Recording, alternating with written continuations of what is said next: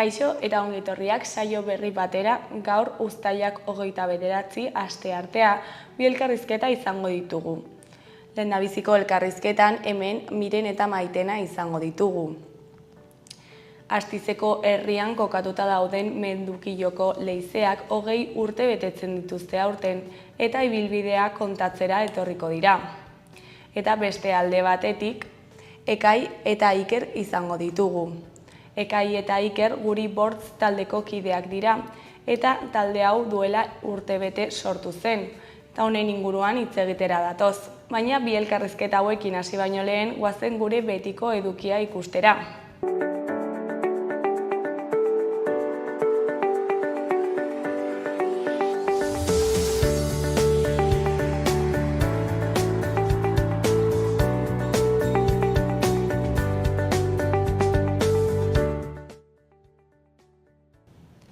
Goazen orain gaurko efemerideak ikustera. 1909 urteko uztailaren 29an, Gaetano Berresti anarkistak Italiako Umberto lehenengoa erregea hil zuen tiroz.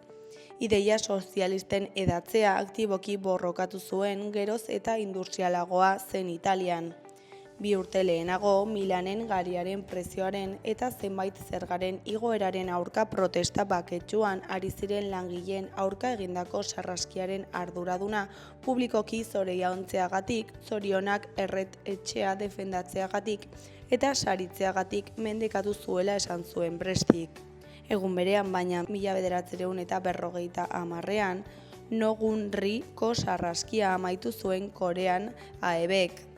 Hilabete lehenago hasi zen Koreako Gerra, bitan zaritutako herrialdea batu nahian Ipar Koreako armada Hego Korean sartu zenean.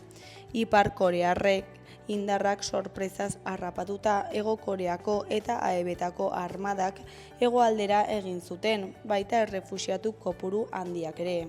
1962ko uztailaren 29an, Oswald Mosley, britainiar fasista ezagunaren hitzartea egotzi zuten Manchesterren manifestariek. Polizia fasistak babesten ahalegindu bazen ere, ezin izan zituen antifasistak eutsi eta muturjoka amaitu zuten, eta Mosley berak ukabilkada bat jaso zuen. Antifasistek Mosleyren ekitaldi ugari boikotatu zituzten urte hartan Inglaterra osoan eta bere presentzia istilu iturri bilakatzen zen langile auzoetan. Eta bukatzeko 1985ko uztailaren 29an Eusko Jaurlaritzaren armarritik Nafarroaren ikurra kentzeko agindu zuen Espainiako Konstituzio Auzitegiak. Nafarroako gobernuak egin eskariari erantzuten zion. 1936an lehen Eusko Jaurlaritzak onartu zuen armarria, 1978an berreskuratuz. Epai honez geroztik, Nafarroako armarria kolore gorridun kuadro batekin ordezkatuta dago. Kolore gorria Albreteko etxearen armarriari erreferentzian jarri zuten, Nafar Erresumako azken errege-erreginen leinua.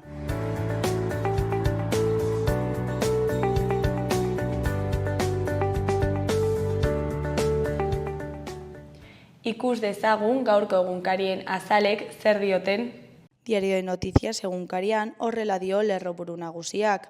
Nafarroak babesa emango die Trumpen 15% muga zergen eraginpean dauden enpresei. Irujok zuhurtziaz, Europar Batasunak Ameriketako Estatu Batuaren aurrean amore eman duela esan du. Erkidegoak herrialde horretara esportatutako 367,4 milioiak guztizkoaren 3,63 dira. Produktu guztientzako zerga laua bidegabea da, dio Merkataritza Ganberako Ana Cañadak. Argazki nagusian, bi sorosle daude anaitasunako igerilekuan, atzo goizean erabiltzailerik gabe. Honen titularrean, uztaila hotz agurtu da. Temperatura basuek ustu dituzte Iruñeko igerilekuak. Hori koloreko berrietan, batetik Foru Gobernua Maristasen boeak bermatu ditzakeen aztertzen ari da. Bestetik, Sergio Herrerak 2028 arte luzatu du bere fitxa Osasunarekin. Goi eskuineko berrietan, goiko aldekoan, bularreko minbizi gogorrena desagertzeraztea lortzen dute. Behekoan Sánchezen aurrekontuak iragarri ditu eta hauteskundeak aurreratzea baztertu du. Eskuinaldeko gainontzeko berrietan, batetik Koldoren audioek Guardia Zibilarekin duten harremana estua erakusten dute. Bestetik laguntza tantaka sartzen da Gazan etengabeko oztopoenpean. Bukatzeko aske dago Iturmendin izandako istripu hilgarriaren gidaria. Diario de Navarra egunkarian honela dio lerroburu nagusiak. Nafarroako agroindustria salmentak geldotzearen beldur da mugazergen kolpeagatik. Bere lehiakortasuna eta esportazio jarduera murriztu egingo direla uste du. Espainiako altzairuak premiazko laguntzak eskatu ditu 150% arantzelengatik.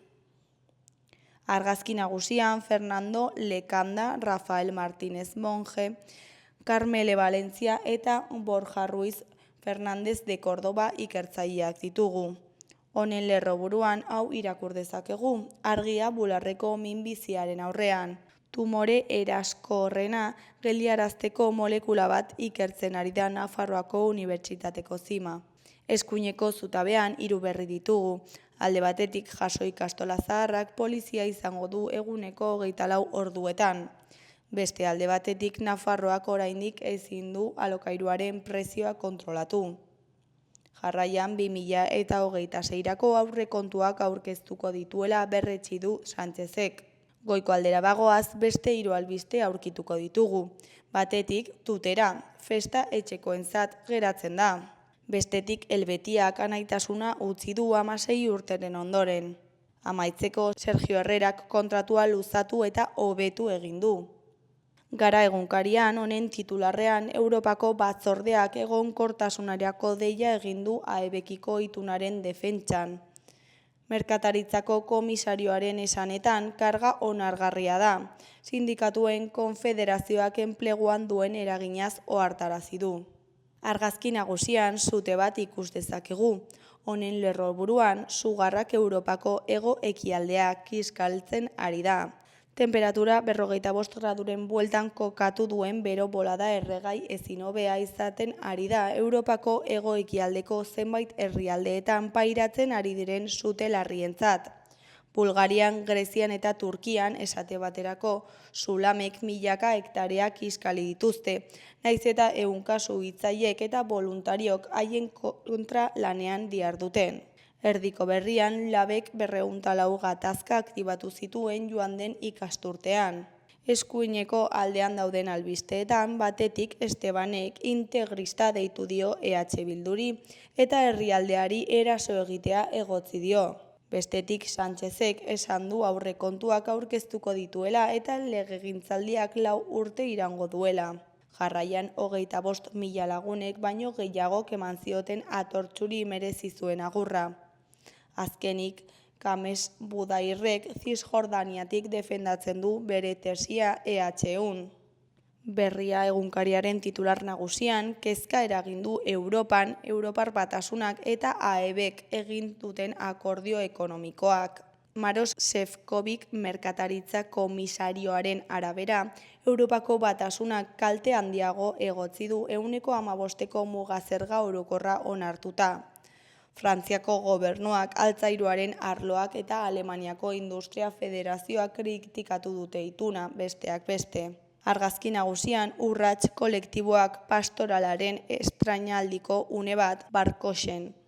Honen titularrean historia irakaspena Barkostarrek emana. Urrats kolektiboak pastoralak 2000 ikusle ditu Barkosen 20. mendearen 2. erditik gaur dainoko Euskal Herriko kronologia politikoa kontatzen du. Goiko aldera bagoaz, Oskar Ayerdi Osakidetzako IESaren eta STIren planaren koordinatzailearen arabera, sexu harremanak besterik gabe izateak ekar ditzakeen ondorio larriez hitz egin behar da. Beheko argazkian giza laguntza airetik erortzen atzo Gazan. Lerroburuan, aurrengoa irakur daiteke, eten humanitarioak gorabera Israelek gazatarrak hiltzen segitu du. Honen ezkerreko berrian, Josu Mujikaren hilketaren kereila eredu izan liteke beste auzi batzuetan. Eskuineko aldean batetik literatur ibilbideak izeneko udako seriaren lehenengo atala dugu. Bestetik gurasotasun baimena 17 astera luzatuko dute hegoaldean.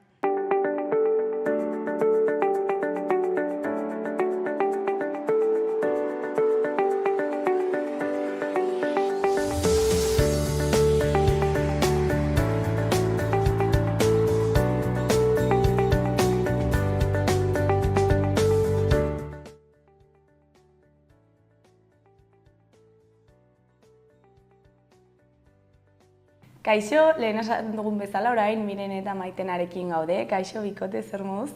Oso ondo, eguna. Bueno, Mendukilloko leizeak 20 urte betetzen dituzte, ezta? Eta horren harira, hemen zaudete. Eta, bueno, noiz erabaki zen jendearentzat irekitzea? Jo, izan, orain dela urte asko, 20 urte ireki zala. Baina, igual 5 urte lehenago ja hasi ziela lehenengo proiektuak. Ze, karo, idea sortu zen nolabait ikustean ze baliabide interesgarri ezan. Gobernu aldetik lan sailak izaten zuen geologia sekzio bat, eta sekzio horretan egiten zuten urtero bisitak, nolabait itxita zegoen Kobazuloa, baina bisitak nolabait oso mugatuak izaten ziren. Eta holako bisita batean egon ginela beraiekin ikusi genuen ze probetxoa nolabait zeukan ingurugiro aldetik ezagutzea ematea Kobazuloa, baina baita ere ikusi genuen ze zailtasuna zuen halako obra bat egiteaz eta ze inbertsioak batez ere, ezta? Orduan proiektua egin behar zen, proiektu arrunta bat ezan, Kobazuloan egiteko halako ibilbidea, jasangarritasuna zen nolabait lehenengo helburu. Eta hori egiteko ere ez zeuden profesional asko ohituta hortan. Orduan lortu zien nolabait bilatzen handik eta nondik bai arkitekto espezializatuak, argiak ere behar zien oso bereziak izan behar ziren Frantzietik lortu zen argiztatzeko ere profesional bat, eta bueno, nolabait helburu horiek lortzeko inbertsioak handiago izan duzien. Handiago ze behar ziren nolabait baldintza batzuk, ez?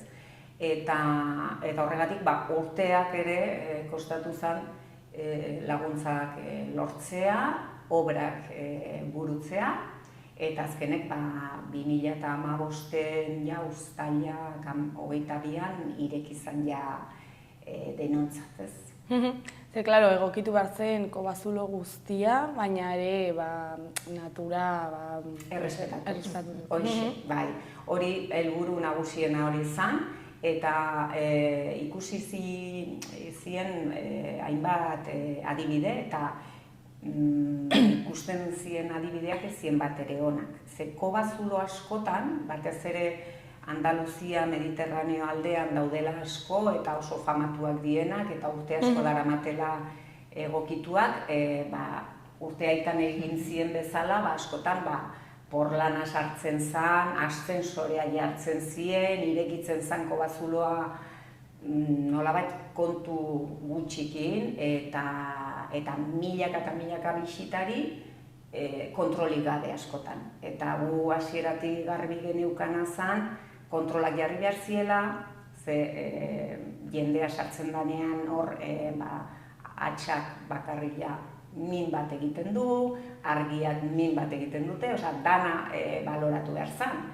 Eta bidea egiterakoan ere oso ongi neurritu zen bidean nola egin, ze estalaktitak eta ikutu gabe egiteko, ez? Orduan, Kobazulo ez da dena irekita, ez dago dena irekita, bakarrik daude sala batzuk.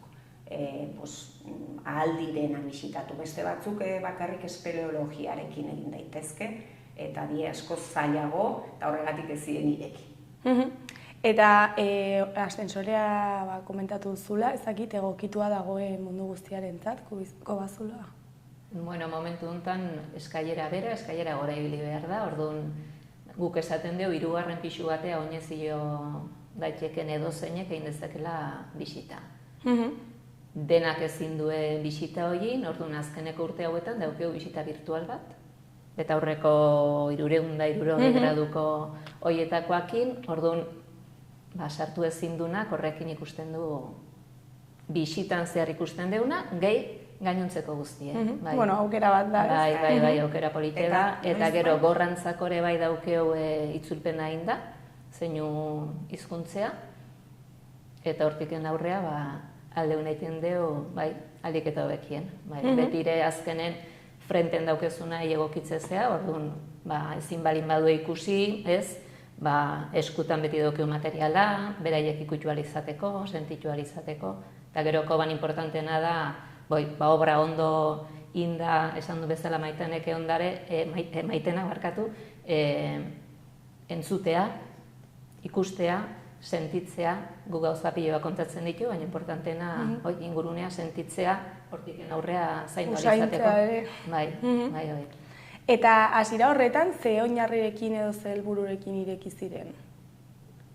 Bueno, alde batetik ezagutzea ematea halako baliabidea, aralarren hainbat kobazulo daude, ez? Eta itxita gehienak, ez?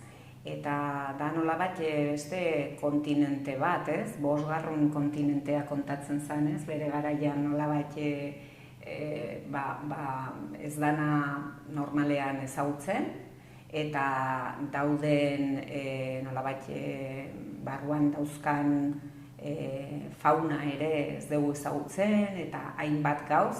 Orduan hori, zientifikoki ere oso interesgarri da, ez?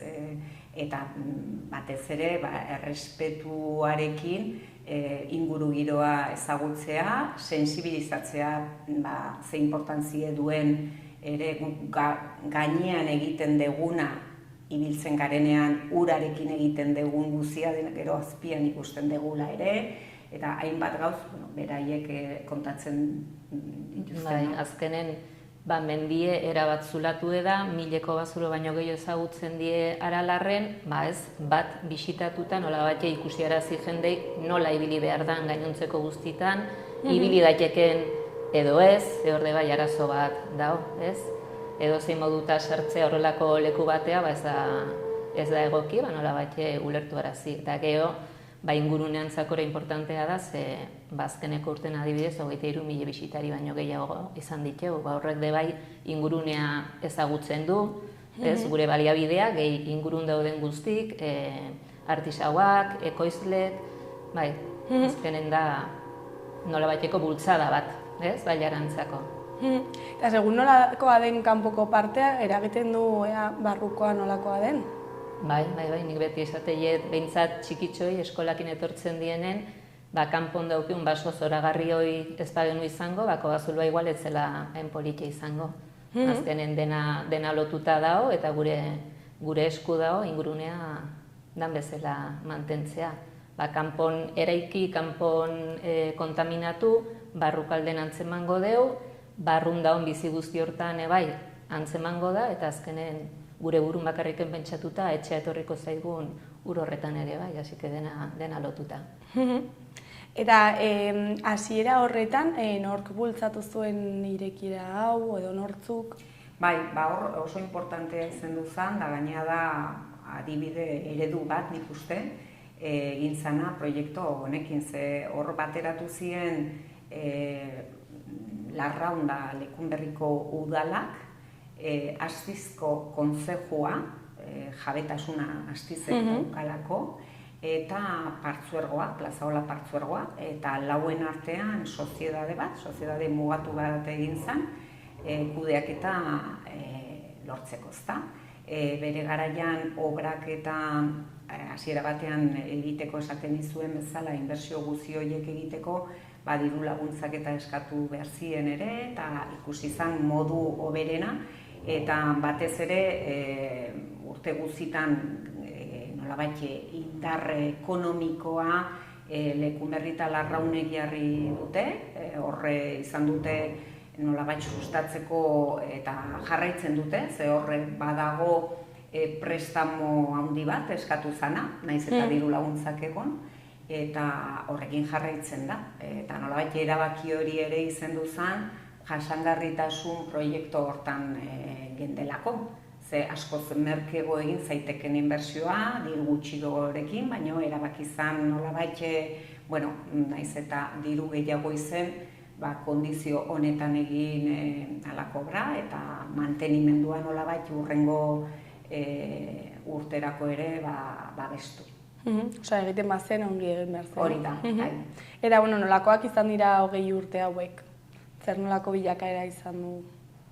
Azkenengo ikasten joan geha, ez? Iristen zea leku berri batea, ez dakizu oso ondo zer da on, zer egin behar dezun, baina, joan geha konsolidatzen, nolabait eskolakin egiten deun lanoide bai finkatzen, urtero maila berdineko ikaslek etortzen die eskola batetik eta bestetik, hor ikusten deu lana ondo egiten aigeala, eta bisitari aldetik bai asteburutan ondo egiten deu lan. Jendeak poliki-poliki da ezagutzen, oraindik ezagutze ez dan leku bada, oraindik Iruñatik jendea iristen da esanez, nola ez nekin nik hau hemen zeola? Hola da.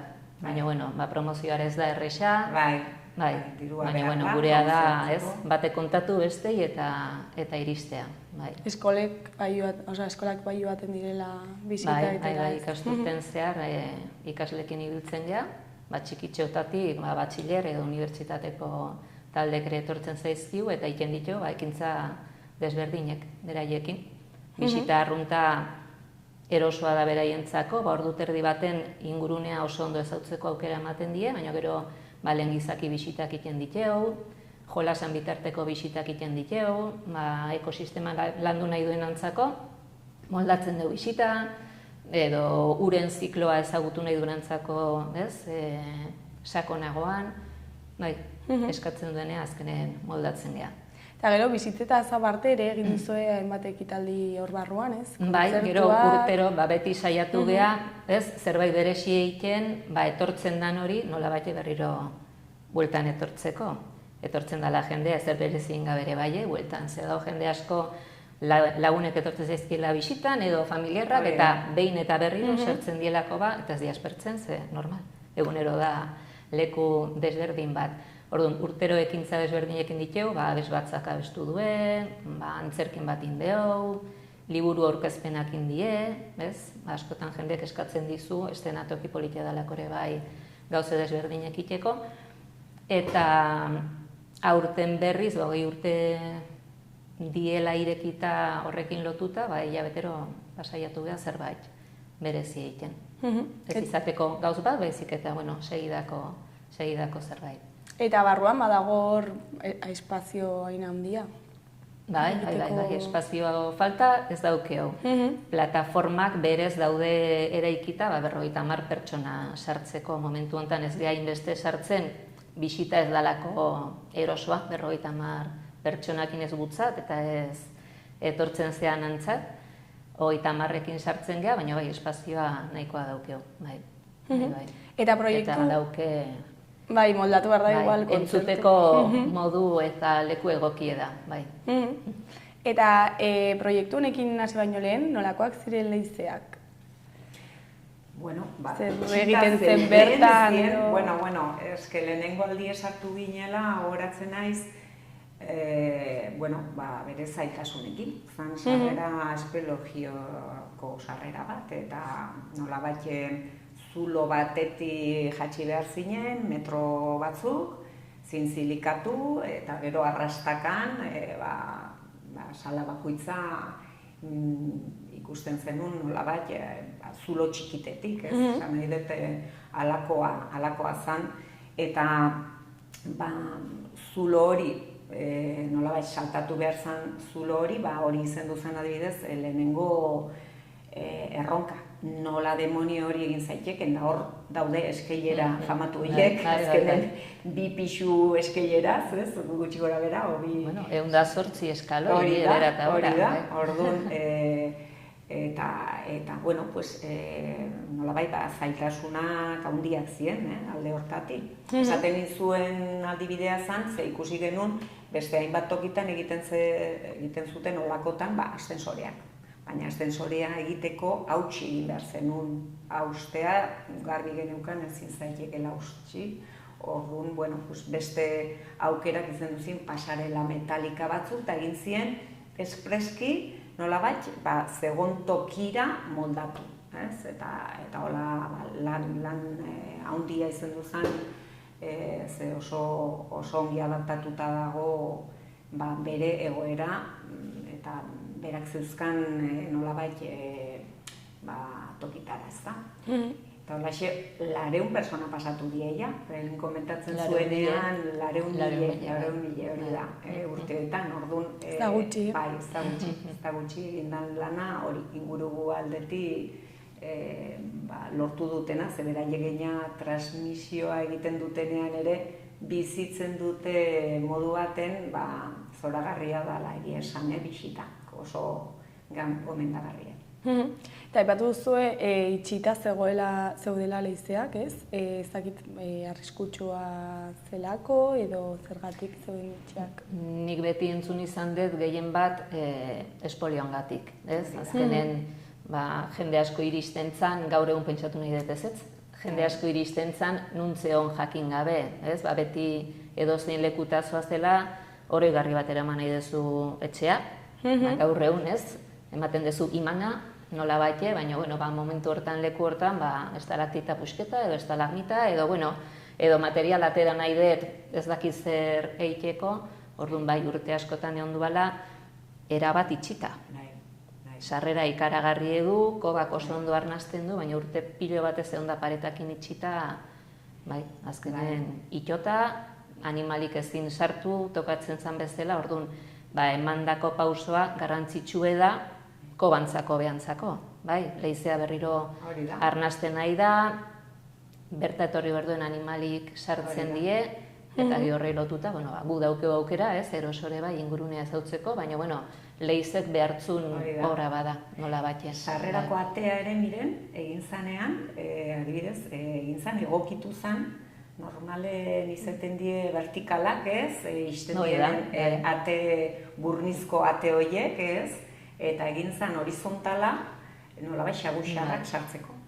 Urte piloz, arrizko pareta euki du, lehenengo adreiuzkoa zen, gero arrizko pareta, lehenengo gauza ikusi zana, berriroko arnasten hasteko paretak kendu behartzala, ingurunea 8-9 graduta bueltatzeko, bai dela, igual, bisitarik ulertze ez duen zerbait, baina udaran kanpon izugarrizko beroa zuk beroki eman behar dezu, ez galtza motxak eta manga motza, eta berriro arnastez aparte animalik sartzeko burdinezi.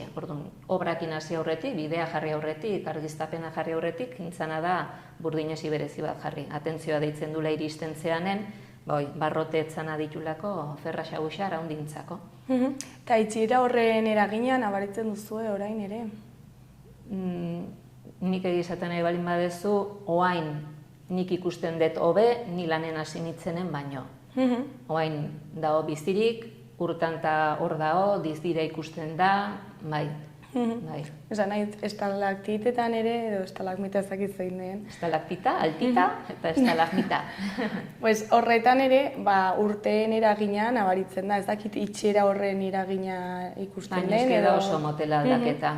Zentimetro bat luzatzeko, espeleotema hunditan, 100 eta 1000 urte biterten pasa behar du. Orduan bai, segurazki lehenengo urte horietan egongo zan, holako revoluzio moduko bat, baina antzematea ez da erresa. Netzako dago oindala 19 urte eta gaur, ia berdin. Dauke ur pixka gutxigo, baina kanpoko arrazoia da, ze azkenen euri ere ez duiten leheno bezala, elurre ez duiten leheno bezala, ekaitzek dauzkeo azken aldin, eta han daukeun maldakin ekaitze zuzenen erreka juten da, ez da iristen barrua, baina bai, momentu honetan netzako dago erabat biziko. Eta, aipatugun bezala, 20 urte betetzen dituzte, eta ez dakit zerbait berezia prestatu zuen, hau ospatzeko. Bai, esan dizutena, hilabetero inditeu ekintza desberdinek, oain ja urte bukaera bitarten, gelitzen zaio igande hontan escape familiarra, basoan jolasakinez, kobako bisita lotuz, gero irailen bere momentun idatzita behintzat utzizun Isaac Santesteban horrek 1953 urten sartu zalako, orduan oroituko gea behataz, urrin luministentzi bisita berezi bat ingo dugu, ze kobazuloak mineralak magia daukea, etorri eta deskubrituko duzu. Spoilerrik ez. Bazpare. Eta gero ja, Olentzero eta Mari Domingi bisitak. Dala ere bai gutzako puntu importante bat, ze 6-7 asteburutan ila 4.000 bisitari sartzen diteu, txikitxoa bere gutunakin, Mari Domingikin eta Olentzeroekin ratotxo bat eoteko. Ze polita. Eta, 20 urte bete eta gero, ez dakit proiektu berriren bat daukazuen hor begi biztan, edo... Guru erekin martxan dao, bai.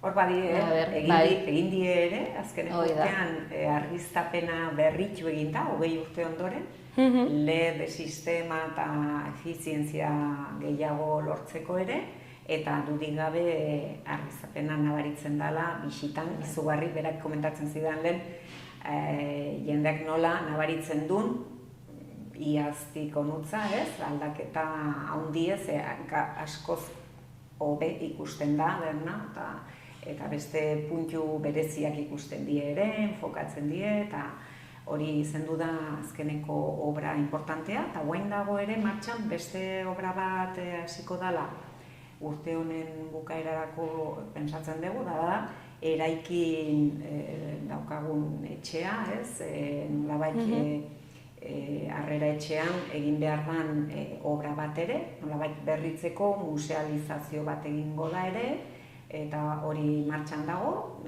Next diru laguntzekin, Europako diru laguntza horiekin, eta baitare badie olako, hainbat idea nolabait esan dituen tailerrak eta alakoak, udan egiteko ere, udan beste bisita berezi bat ere sortuko da, beste programa batean aste bukaera hontan aurkezpena egingo dugu, eta horregatik da pixka bat aurrerapen bat, abuztuaren 23an egingo da gabezko bisita batera Mendukilon, eta ondoren, Mendukiloko bisita egin ondoren egingo da tailer bat, nolabait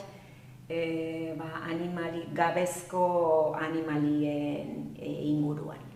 Olako ere bisita berezi bat antolatzen ari gara. Interesgarria izango da, askotan bisitari iruditzen zaie ez daola animalik ingurunen. Azkenen zarat asko iten deu, basoko animalik de bai handaude, baina ikusi ez ditzezu iten, orduan aukera ona da ez konturatzeko inon ez gaudela bakarrik. Eta bisitetan ikus daitezke animaliak? Bai, egun hauetan, oain udaran, egunez freskura bilatzea musar grisek sartzen die, orduan tarteka ikusten ditezu, tip-tip-tip, paseotxoan. Negun xagusarrak etortzen die, zeleku ona da Aralar bezalako ingurune baten hibernatzeko, negu guztierotan pasatzeko, eta gero beti saiatzea, normalen ezagutze ez dituzun troglobioak deskubritzeko. Diela, han barrun jaio, bizi eta hiltzen dien animalik. Orokorren artropodoak eta kanpon bezala intsektuk txiki-txikik, jendek ez ikusteko ingurunea zaindu behar deula, animali horiek oindala milaka urtetiken, lehenengoak sartu zienetiken, erabat egokituta bertan bizi delako, eta gaur egungo gukiten dugu kanporako buelta ezin duelakoin. Eguzkik indar asko dauke, eta atzera buelta gaur egun behainentzako ezinezkoa da. Así barruko biodibertsitatea saiatzen dira, erakusten. Animatzen dugu jendea bertaratzera, eta bertako biodibertsitatea ezagutzera. Eta, ez dakit zerbait gehiago komentatu nahi duzuen, ja bukatzeko. Nik uste, interesgarria dela gomendatzea gaur egun gehienak egiten dugu, baina erreserbatu behar dela, ez? Batez ere guain, udan, eta aurretik erreserbatzea komeni dela, bisitak kasi egunero daude, baina webgunean mendukilo.comen begiratu dezatela, eta gero bereziki dauden bisita horiek ere aurretiko begiratzea eta erreserbatzea nahi izan ezkeo, igande honetan escape-a egin, edo urrengo lumineszentziako tailerra, edo gaubeko bisita berezi hori, ez? Webgunean komeni dela begiratzea. Garrantzitsua da jakitea ere. Hori da. Eta gero jendea konturatzea, ez dela mendukilo bakarrik, ingurunen gauza asko daudela, eta egun pasa osoa iteko aukera daukezula, egon beharren, oain iparraldetik banator mendukiloa, banoa hegoaldea, egun guztie pasatzeko aukera daukela. Adibidez, igande honetan daukagu Aintzineko azoka, merkatu alako aspaldikoa, 29 urte daramate egiten, Lekunberri. Aintzinako azoka hori egun osoa da. Orduan, escape-a 12 da, eta hola plan politia da adibidez, familiekin egiteko, escape-a egin, eta gero Lekunberriki buelta, Aintzinako azoka hortan hainbat 75 postu daude, artisauen postuk, eta beti zerbait interesgarria erosteko eta gozatzeko eguna. Eta bestela ibilaldiren bat hortik, ez? Hori da, hainbat proposamen daude. Hortarako beste webgune bat esango dizuet, plazaola.eus, eta webgune hortan ikusi daitezke ere hainbat proposamen, agenda ere, festa asko ere badiez, baina gero aparte ibilaldiek, naturbidea ere hor dago, eta ondoko baliabide guzik, ez? Araitz Betelun, Goizuetan, Leitza aldean, Basaburuan ere, Imotzen, dauzkagu sare handi bate, ibialdiekin ere, eta dudik gabe, proposamen zentroan orain gaudenez, Larraunda Lekunberri, ez da?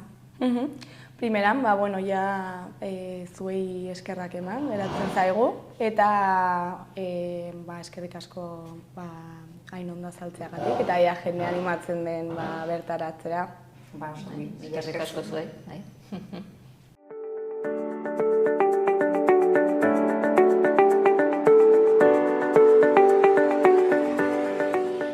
Gaurko eta biharko eguraldiaren iragarpena ikusiko dugu orain. Gaur, asteartea hodeiekin eta euri apur batekin jarraituko dugu. Ipar isurialdean zerua oso hodeitsu egongo da eta euria egingo du, euri txikia orokorrean. Hegoaldean hodeiekin batera ostarteak zabalduko dira eta euri gutxi edo bat ere ez du egingo. Arratsaldean aterruneak luzatuko dira Kantauri isurialdean eta ostarte batzuk zabal daitezke. Iparraldeko haizea ibiliko da, bolada gogorrekin arratsaldean, batez ere Ebro ibarrean.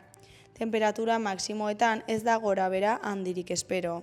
Asteazkenean hodei ugariekin eta euriarekin hasiko dugu eguna berriz ere, batez ere Kantauri isurialdean. Horrekin batera, goizean eta eguerdi partean zaparrada mardul txamarrak bota ditzake. Arratsaldean giroa lasaiagoa izango da. Atertzera egingo du eta hodeiak gutxituz joango dira.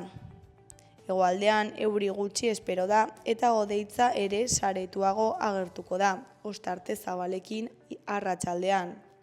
Ipar-mendebaldeko haizea ibiliko da, tarteka zakar joko du Ebro ibarrean eta temperaturak ildo beretik jarraituko du.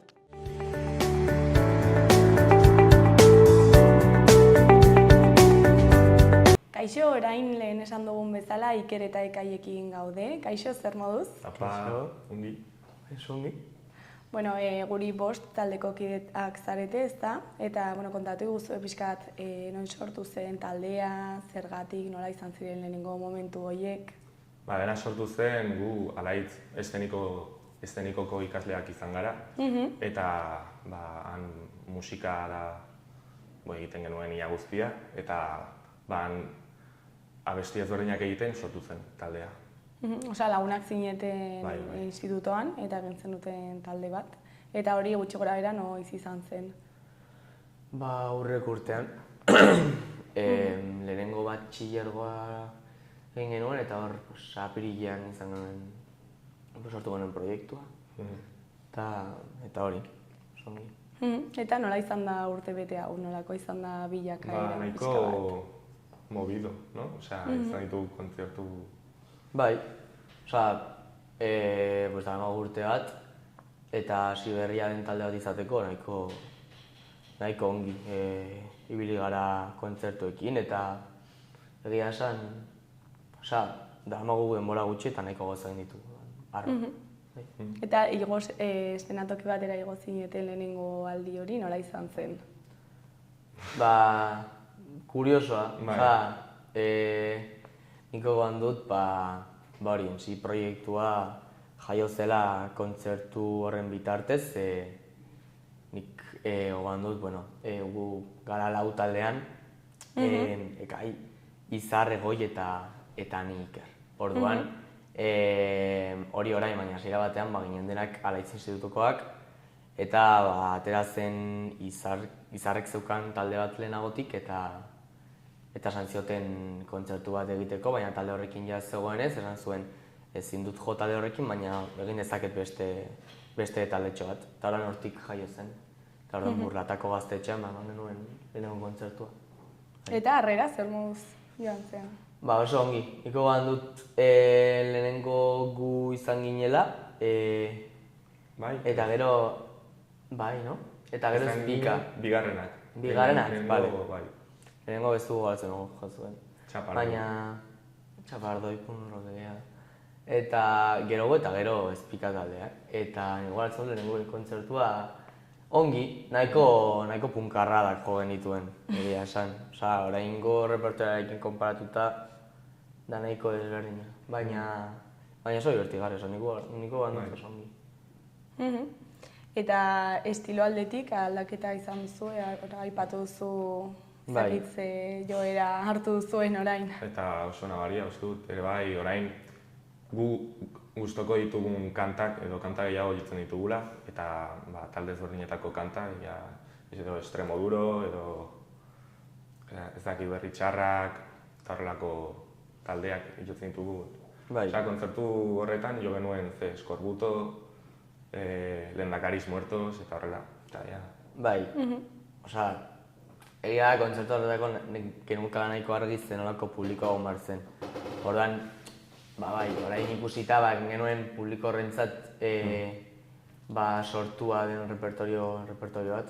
Jendeari asko gustatu ez zitzaion, baina egia da guri gustoko genuen musika zela, baina nik uste dut beste estilo batzetatik nahiago genuela jarraitu orduan. Hori, hasi ginen guk etxean ez duten genituen kantak agian ateratzen eta egiten. Eta guk, adibidez, beste kontzertu batzuetan entzun nahi genituen kantak edo bertsioak egiten, ere bai. Eta taldea ze ideiarekin sortu zenuten? Hasiera batean, sortu nahi genuen talde bat, hori genuen argi. Orduan, hasieran ez genuen finkatuta hola ez dakit proiektu bat egin genuela eta hasiera batean jotzeko eta ongi pasatzeko, baina egia da denbora pasa dela eta ja pixkanaka hasi gadela ez dakit igual serioago hartzen edo konpromezu gehiago suposatzen duenez seriotasun gehiago ematen eta pentsatzen beste modu batez. Baina egia da hasierako horretatik ere jarraitzen dugula kontzertuak eta. Eta izena nondik dator? Ze, klaro, da bost, baina bost literal batekin ese ordez. Guri bost, ese horren ordez, bost bat da. Da izena aukeratzaren kontua da oso zaila. Nire ustez, talde batek talde guztiek pasa garute hori eta uste dut dela talde batek egin behar duen gauzarik zailentarikoa. Eta igual bota genituen inkluso asteak erabakitzen eta gero iristen ginen alaitzera eta a mi no me convence. Egon ginen hor, bai.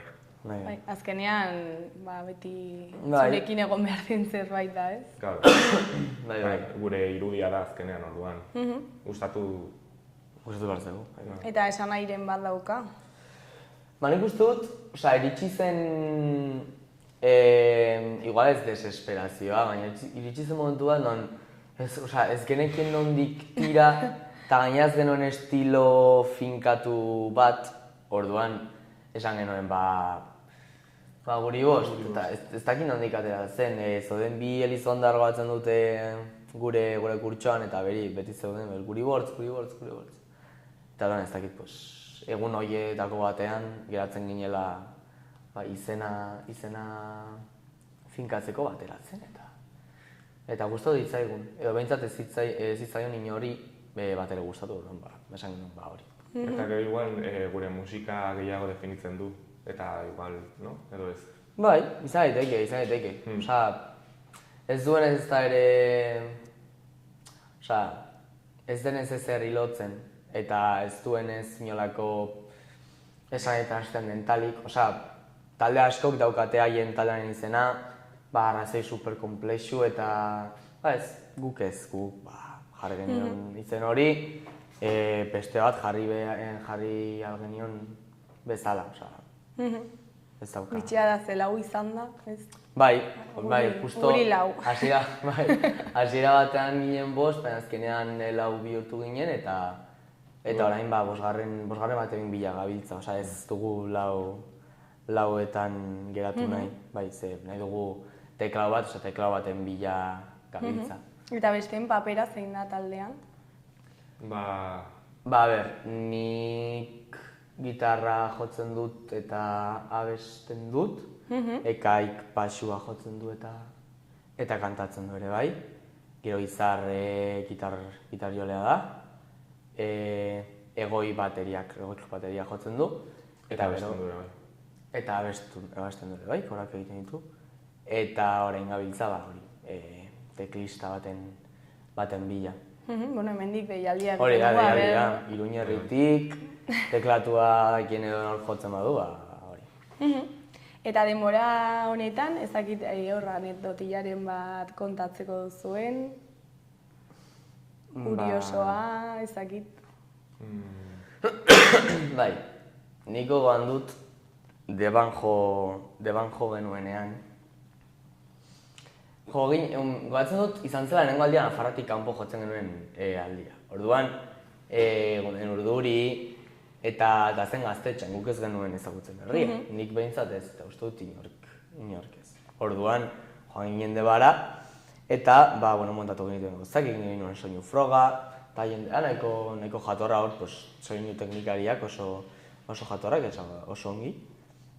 Niko goan dut, zegoela taberna batean eta herritik, zegoela tipo bat edo tipa bat, karro batekin, ez dakit, Mercadonako karro batekin, eta bozgorailu bat eta boz batekin. Eta zeraman, mugitzen zuen nahiko jende. Gau esaten genuen, sin más. Herriko mugimendu guztia. Egongo dira festetan, ez dakit zen urte hurrena, ez dakit zer ospatzen zen, baina zerbait ospatzen zen. Eta orduan, hori, guk jokitzen genuen, amarte erditan izatetik, amarretan, amarte erdi. Eta itxe ginen, amarrak bost gutxitan horra, 5 minutu lehenago. Eta ez egon inor. Baina inor da, zeuden gure bi pare bat guraso, soinu teknikariak, eta ja. Eta behitu gaztetxea ez zela oso handia. Baina ala ere utxik zegoen nabaritzen zen. Nik gogoan dut, esan ez dugutela, atzeratu. Horan, afari eman ziguten, egoinen jolasten ala horkau, atzeko partean zezetorren inor, eta bueno. Zegoen arbela bat eta egiten el tonto. Bai. Esan ziguten, karro musikatu horren ondorioz, hori ez zegoela, ez zetorrela jendea. Eta batean hori esan genuen, zu Amerika aterritan ordu bake beranduago, esan genuen hasiko gara jotzen, ja. Horan, hasi ginen jotzen. Eta gaztetxea utxik, hasi ginen jotzen. Baina gero ja, hasi zen urbiltzen jendea. Eta azkeneko 3 kantetan hori zegoen petau. Zer ja, ez dakit karroko tipa aspertu ingo zen.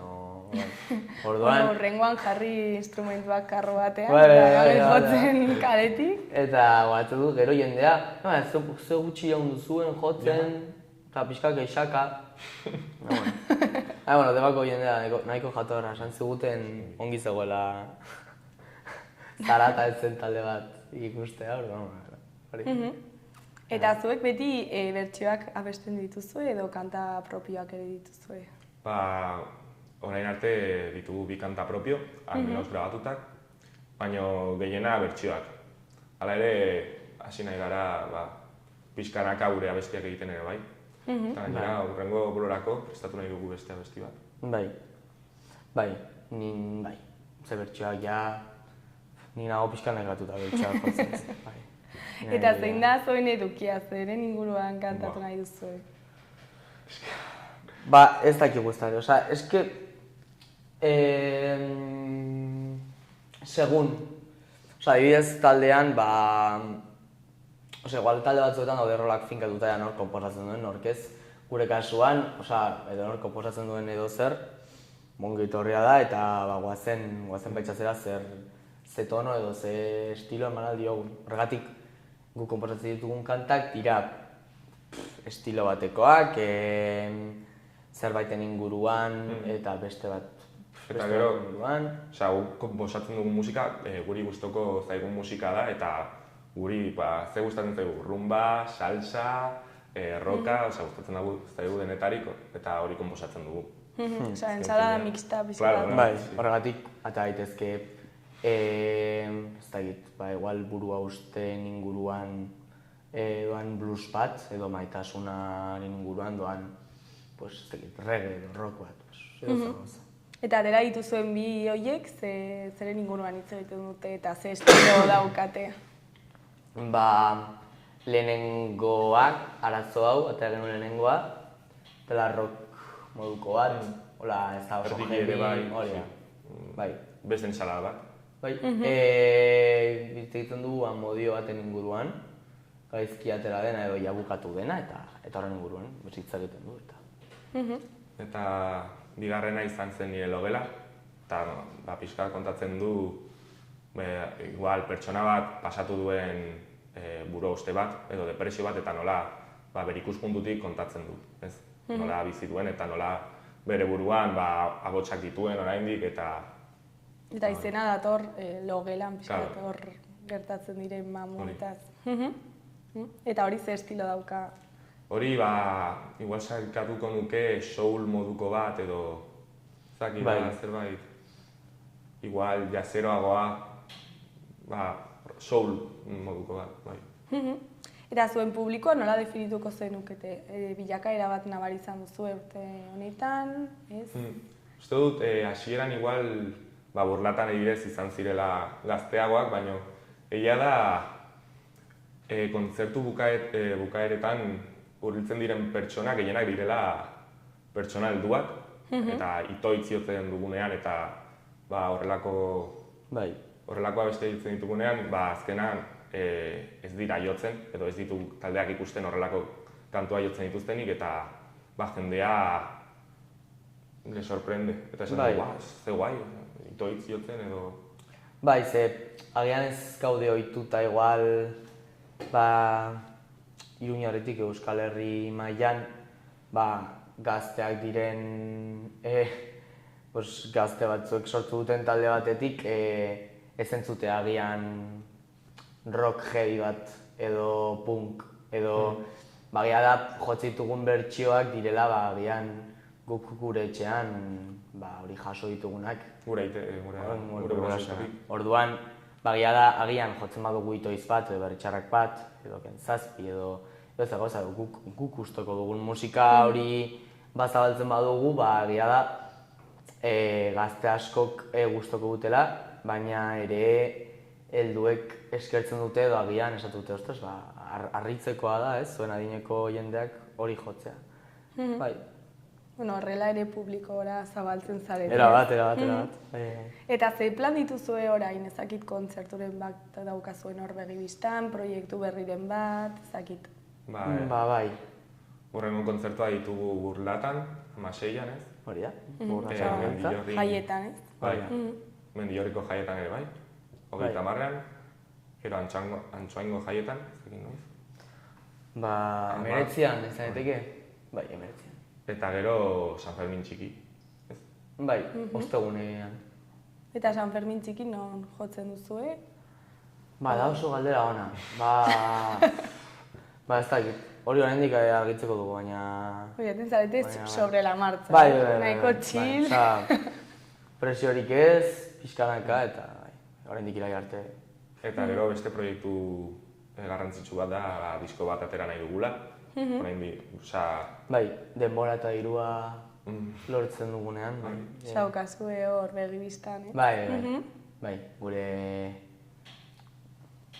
proiektu hola oso urrengoa eta nahi duguna da diska. Bai, eta ditugu bi kanta eta oso horre gaude, baina uste dugu... Zerbait handiagoa atera nahi dugula. Bai, eta zerbait handiagoa nahi dugu atera uste dugulako kapazak garela zerbait handiagoa sortzeko, eta uste dut zerbait handia lortzen ateratzen badugu izatetekela oso polita. Bai. Eta talde moduan daukazue ametsen bat, ezakit, jo nahi dugu, ezakit non, ezakit zenbat disko atera nahi ditugu. Norbaitekin kolaborazioen bat egin, ezakit. Kolaborazioa... Ja, pila bat, baina... Bai. Ametsa hola, ojala... Gure ametxetako bat bai zen aintzinean jotzea eta ja jo genuen. Ia da, gure propositoak edo gure ametsak ez dira oso aintzinean jotzea, lortu dugu. Eta ez dakit, bai uste dudala, igual ametxetako bat, ametxola super handia, musikari edo norkiz izango duena da, honetaz bizitzea. Edo... Bai, baina da amets nahiko... Ojala, baina... Jodido. Ez? Baina, bueno, botatzagatik. Zaila ikusten duzue? Bai. Da ezinezko. Euskal Herri mailan da ezinezko. Bizitzea. Ez bazara... Ez dakit ez da... Peio reparaz? Peio reparaz, ez da zara peio reparaz, eta peio reparazek ez dakit ze puntutaraino ez dituen agian klaseak ematen. Igual ja utzi du ematarik, baina ez dakit. Oso zaila, ez bazara gorko urbizu bat, eta dudan jartzen dut bakarrik musikala ekartzen den. Orduan da. Bai, bueno, baina ametsak ditu. Bai. Eta, bueno, bikote, ja bukatzeko, ezakit zerbait gehiago komentatu nahi duzuen, jendeari, ezakit gonbidapena luzatu zuen kontzertuen batera joateko, edo guztietara. Abuztuak 16 eta abuztuak 30, etorri Burla eta Tamendi horrira. Eta hori, esan duguna, Iruñerritik teklaba jotzen duen edonor interesatu badago eta ez dakit estiloa gustatzen zen bazaio, entzuta gure kantak eta idatzi eta esatea. Bueno, zuei eskerrak eman gurera hurbiltzeagatik eta zuen taldea aurkezteagatik eta ea hor teklatu joleren bat dagoen zuekin jotzeko prest eta jende animatzen den zuen kontzertuetara gerturatzera. Vale, eskerrik asko. Bueno, ondo segi bikote, agur. Agur.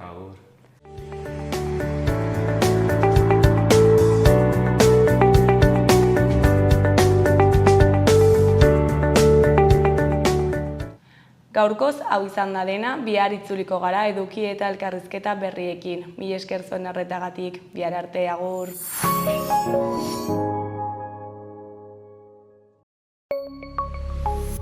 Gobierno de Navarra. Nafarroako gobernua.